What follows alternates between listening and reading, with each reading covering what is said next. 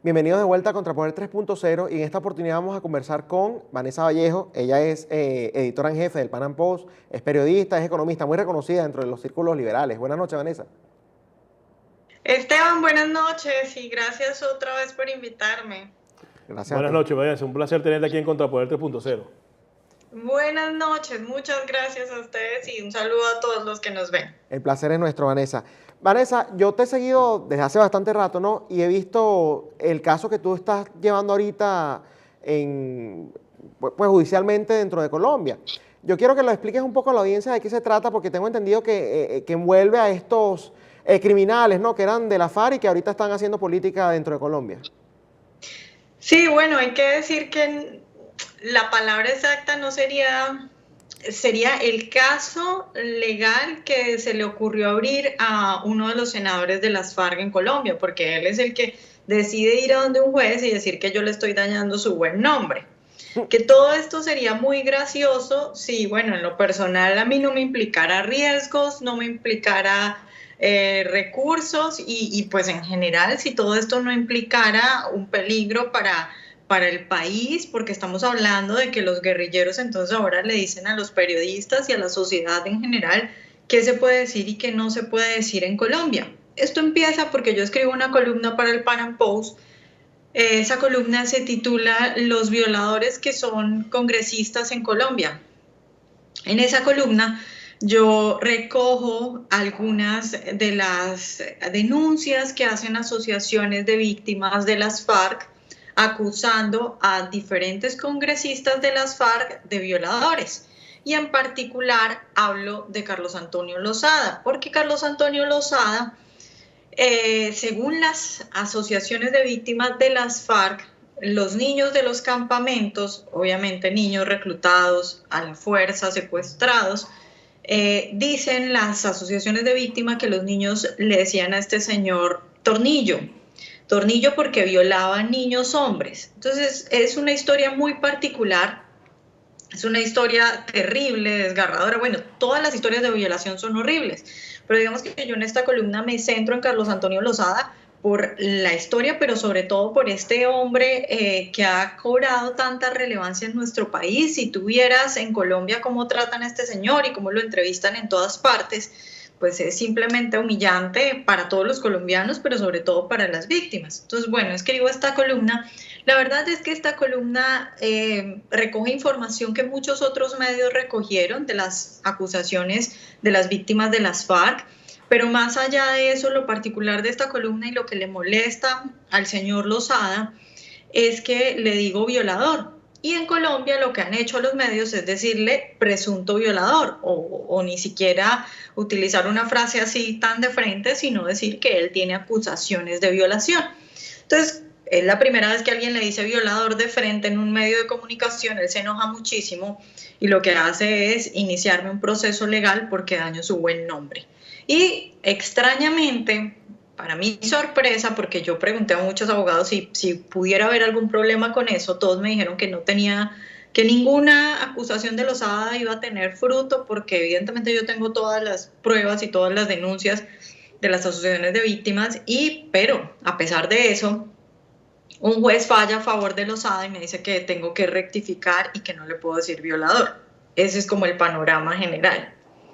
Dios, qué Pero terrible. en Colombia, Vanessa, las autoridades, en este caso los jueces, he escuchado, y corrígeme si estoy en lo cierto, están como controlados por la izquierda. O sea, siempre han estado controlados por personas que están vinculadas a la izquierda, que tienen simpatía con la guerrilla. ¿Eso es así o es una simple mala información? A ver, yo creo que la situación de la justicia en Colombia es muy complicada.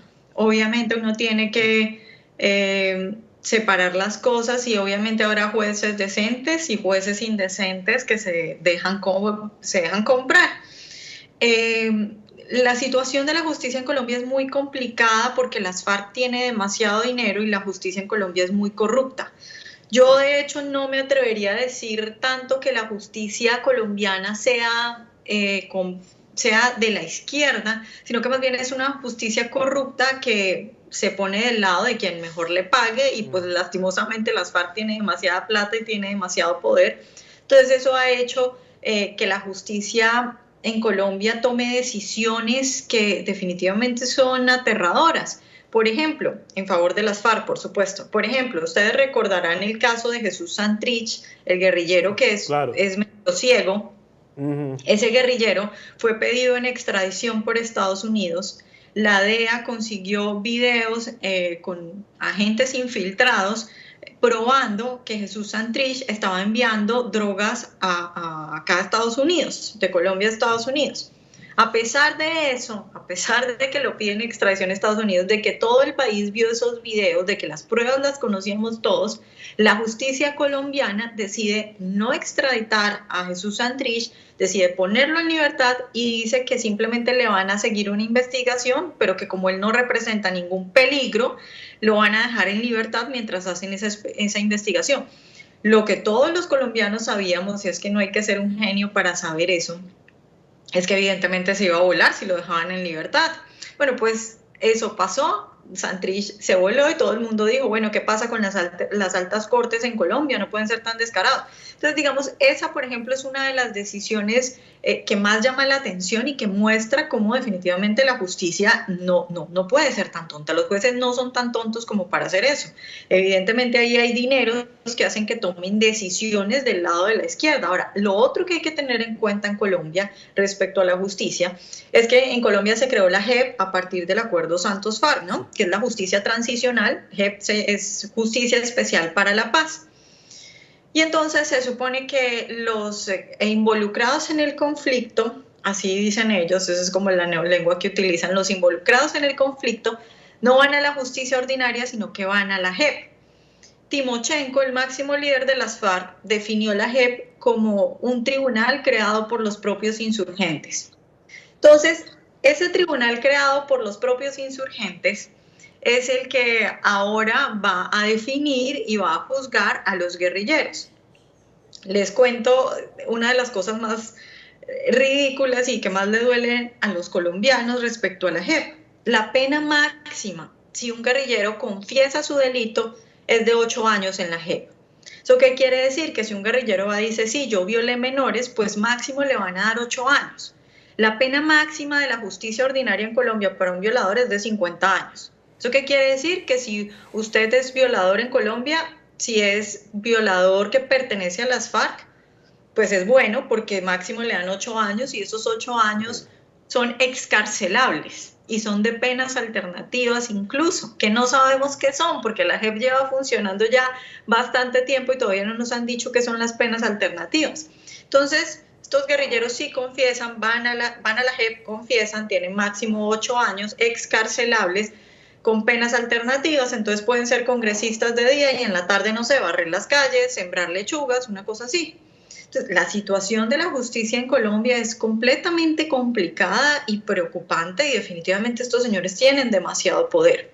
No, bueno, sí, te hacía la pregunta porque así como vemos eso, hemos visto cómo a miembros del ejército los han encarcelado. Hay varios oficiales, coroneles, generales que han sido encarcelados. Al propio presidente Uribe, que a unos les gusta, a otros no les gusta, a cada rato le quieren abrir una causa, que se está vinculado con los paramilitares, que si esto, lo otro, algunos ministros también los persiguen. Y eso te hacía la pregunta precisamente por eso, porque pareciera que fuera mucho más, no sé, inquisitoria con los militares, con los políticos y mucho más flexible o abierto pues con los izquierdistas, con los guerrilleros y con estos grupos extremistas pues que son catalogados como grupos terroristas y eso es lo que son, porque la FARC y el ELN, pase lo que pase, para mí siempre serán terroristas como tal. Entonces por eso es que te hacía la pregunta. También te quería preguntar, Vanessa, tomando todo eso en cuenta que estás diciendo que básicamente está demostrando que sí, que la justicia colombiana es corrupta, ¿qué esperas tú entonces para tu caso? ¿Tú confías en que la decisión allí va a ser correcta o te estás preparando para que vaya algo en contra tuyo y bueno, no sé, esperar lo peor desde el área judicial pues? Bueno, yo la verdad no sé qué vaya a pasar porque, a ver, yo les cuento que antes de que este señor empezara el proceso legal en mi contra, él me mandó una carta amenazándome con iniciar acciones legales. Yo esa carta se la mandé a varios abogados muy reconocidos en Colombia y me dijeron, no va a pasar nada, no te preocupes porque eso no, la justicia no se va a poner del lado de este tipejo. Dándole la espalda a las víctimas, porque en últimas no es a mí a quien me dan la espalda, es a las víctimas de las que yo estoy hablando. Y a pesar de eso, pues este señor inició efectivamente el proceso legal y un juez falla en mi contra. Entonces, algo que supuestamente para muchos abogados que yo pregunté era imposible, sucedió. Y si ustedes miran el fallo de este juez, pues es prácticamente un panfleto izquierdista. O sea, eso no tiene ninguna seriedad. Yo decía que a eso le faltaba cerrar el fallo diciendo firmado desde las montañas de Colombia, que era como firmaban las FARC.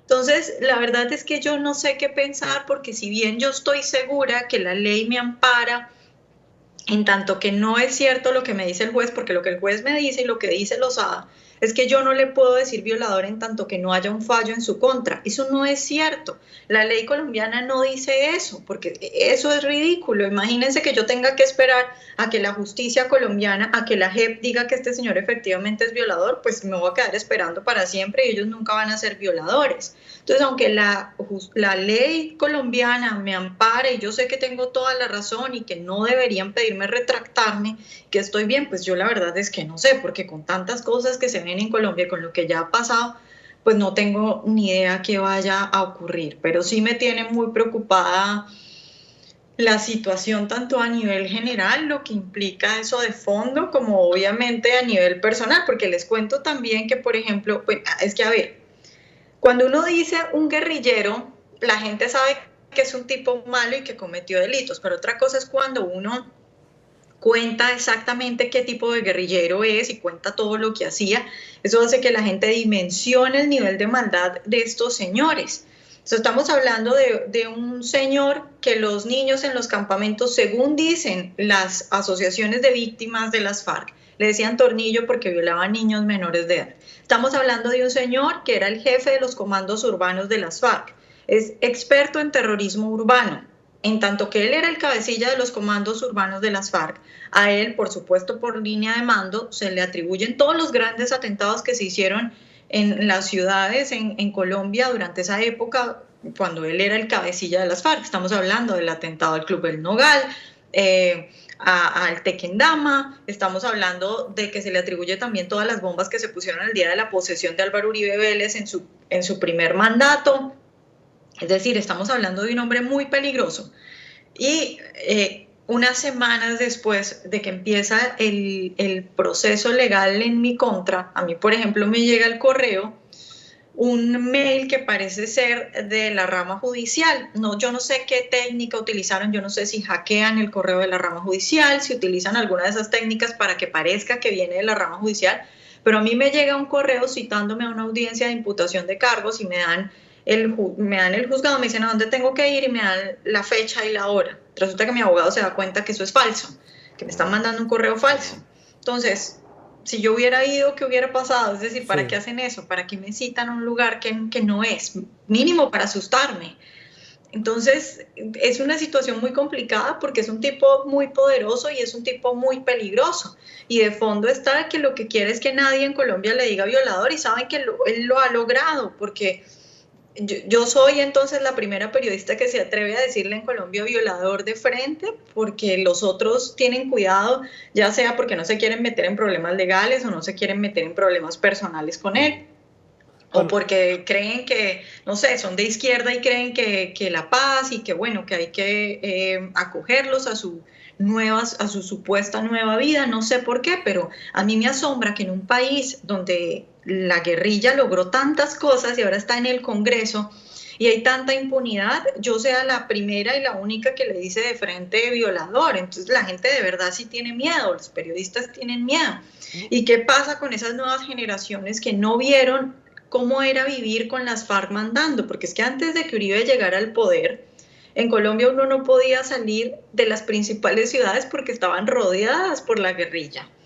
Bueno, no nos cabe la menor duda, Vanessa, que tu vida en Colombia corre peligro, porque si bien es cierto que este señor está transitando por un camino legal, ¿no? Aparentemente, también es cierto que manejando todo ese aparato de terrorismo, que aunque él sea senador y ahora tenga un curul en el Congreso, no quiere decir que ha abandonado su pasado terrorista, él pudiera utilizar sus conexiones, su estructura, su intelecto, su expertise en esta materia para hacerte daño. Entonces, sin duda, tu vida corre un gran peligro en Colombia. Y esperamos pues que tú, mientras dura todo ese proceso, pues te puedas mantener a salvo en cualquier otro país, sobre todo si estás aquí en los Estados Unidos. Sí, sí, bueno, yo también espero eso. Y espero también que se resuelva la situación legal y que la gente no tenga miedo en Colombia para decirle a las cosas por su nombre, porque entonces fíjense que lo que sucede es que ellos van a terminar siendo los presuntos, si mucho, los presuntos, todo, presunto terrorista, presunto Exacto. asesino, presunto violador, porque no se le puede decir la palabra que es. Entonces, ¿qué pasa? A lo que iba ahora era qué pasa con esos jóvenes que no saben qué son las FARC porque no vivieron eso. No sé, chicos de 15 años que ven en las noticias, sí mucho, que les dicen presuntos y que los entrevistan y les hablan como honorables senadores. Pues esos chicos no van a dimensionar lo que hacía esta gente y lo que puede llegar a hacer si toma todo el poder en Colombia. Y es un descaro que nos obliguen a decirle presuntos cuando todos sabemos qué era lo que hacían. Es que ¿cómo nos vamos a poner del lado de estos señores y le vamos a dar la espalda a las víctimas y vamos a decir, no, no le creemos a las víctimas, pero sí tenemos que cuidarle a este señor el buen nombre? ¿Cuál buen nombre?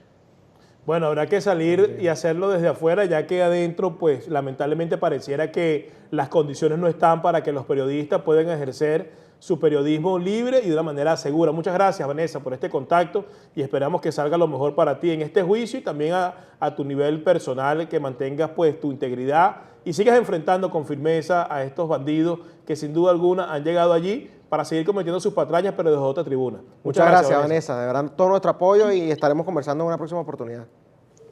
Muchas gracias a ustedes y un saludo a todos los que nos ven. Bueno, y tenían Vanessa Vallejo, periodista venezolana, editora en jefe del colombiana, editora en jefe del Panam Post, perseguida por la FARC. Fíjense, sí. ¿Quién iba a pensar? Esta gente en un tratado de paz, llegan al Congreso y siguen persiguiendo, siguen amenazando, siguen amedrentando. Pobre Colombia, si cae en manos de estos degenerados de la izquierda. Nos vamos con esa preocupación. Bueno, sí. Ha sido todo por hoy en Contrapoder 3.0, el canal de la información, de los periodistas, en el programa de la información, el canal de la información que es Factores de Poder. Muy preocupado con lo que está pasando en Colombia. Correcto, así es. Seguimos mañana. Nos vemos mañana. Hasta mañana. Este programa fue presentado por John de la Vega, abogado de inmigración.